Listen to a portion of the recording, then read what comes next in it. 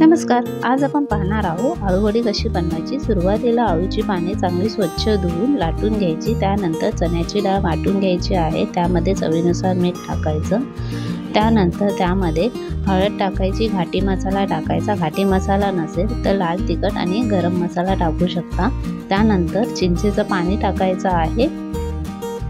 त्यानंतर थोडेसे तीळ टाकून घ्यायचे। तिळाने आणि चिंचेच्या पाण्याने चव फार छान येते। त्यानंतर एका पातेल्यामध्ये लिंबू टाकायचं आणि चाळणीला तेल लावून घ्यायचं। त्यानंतर एक एक करून आळूच्या पाण्याला आपल्या जे चण्याचं वाटण आहे ते लावून घ्यायचं आहे। भरपूर असं वाटण लावायचं।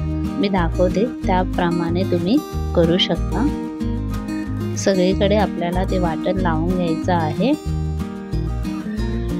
वरूनही व्यवस्थित लावून घ्यायचं। आता आपल्याला सगळी पानं असेच करून घ्यायचे आहे। वरून तीळ लावायचं। तिळाने चव फार छान येते। आता हे आपल्याला 20 मिनिटासाठी ठेवायचं। त्यानंतर थंड झालं की आपल्याला ते तळून घ्यायचे आहे। मस्त आपली आळूवडी रेडी झाली आहे। थँक्यू।